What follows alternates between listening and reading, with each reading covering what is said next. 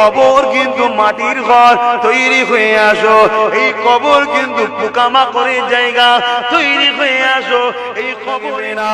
এ যুবকেরা, তাই দুনিয়া জিন্দেগিতে কারবার ব্যবসা বাণিজ্য করতে হবে, সবটাই নবীর সুন্নাত অনুযায়ী করেন না কেন। মনে রাখবেন, কুল্লু নাফসিন যায়িকাতুল মউত, কবরে সবাইকে যেতে হবে। আর দৈনিক কবর তোমাকে আমাকে ডেকে ডেকে বলতে থাকে।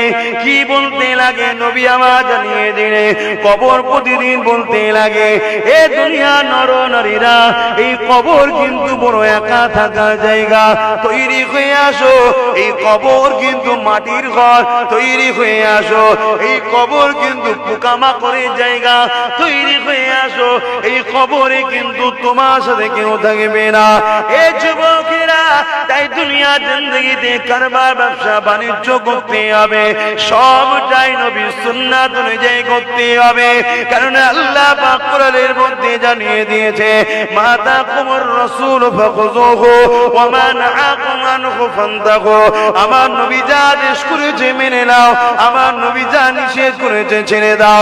ব্যবসা করবেন নবীকে ফলো করে, কারবার করবেন নবীকে ফলো করে, সংসার করবেন নবীকে ফলো করে, আত্মীয়তা করবেন নবীকে ফলো করে, বড়দেরকে সম্মান করবেন নবীকে ফলো করে, ছোটদেরকে স্নেহ করবেন নবীকে ফলো করে, নামাজ পড়বেন নবীকে ফলো করে, রোজা রাখবেন নবীকে ফলো করে, হজ করবেন নবীকে ফলো করে, যাকাত দেবেন নবীকে ফলো করে, কন্যার বিবাহ দেবেন নবীকে ফলো করে, মা বাপকে ভালোবাসবেন নবীকে ফলো করে, এতিমদেরকে ভালোবাসবেন নবীকে ফলো করে, রাজনীতি করবেন নবীকে ফলো করে, দেশকে ভালোবাসেন নবীকে ফলো করে।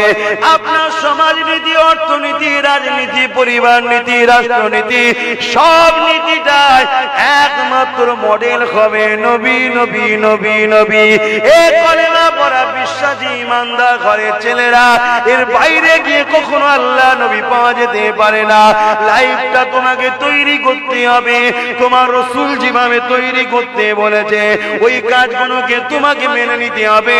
যে কোনো তোমার নবী মেনে নিতে বলেছে, ওই কাজগুলোকে ছেড়ে দিতে হবে, যে কোনো তোমার নবী ছেড়ে দিতে বলেছে।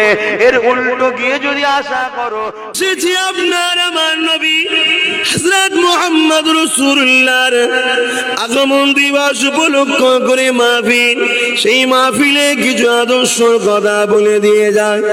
আরে আমার দয়ার নবী কেমন ছিলেন, ছোটবেলা থেকে নবী আমার এমন আদর্শওয়ালা ছিলেন, এমন ব্যবহার দেখিয়েছেন, এমন মানুষের সুখে দুঃখে মিশেছেন।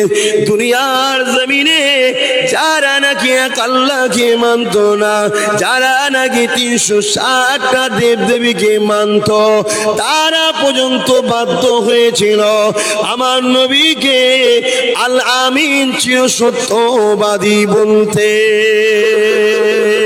তারা পর্যন্ত আমার নবীর ব্যবহারে মুগ্ধ হয়েছিল, আমার নবীর আখলাক চরিত্রে তারা পর্যন্ত দিবানা হয়ে গিয়েছিল। আজও পৃথিবীর জমিনে যত ধর্ম আছে, কোন ধর্মকে আমি ছোট করতে চাইছি না, কিন্তু প্রতিটা ধর্মে যারা প্রকৃত ধার্মিক ধর্মগুরু আছে, সবাই আজও বলতে বাধ্য হচ্ছে মুহাম্মদ সাল্লাল্লাহু মতো কোন মানুষ আসেন আর আসবে না। আল্লাহ নবীর মানব প্রেম কেমন ছিল দেখেন।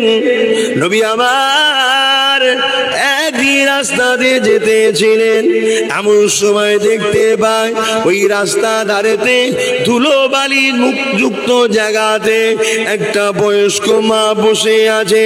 আল্লাহ নবী দেখতে লাগলেন রাস্তাতে বহুত মানুষ যায়, ওই মহিলাটার কেউ খোঁজ নেয় না, কেউ দেখতে লাগে না।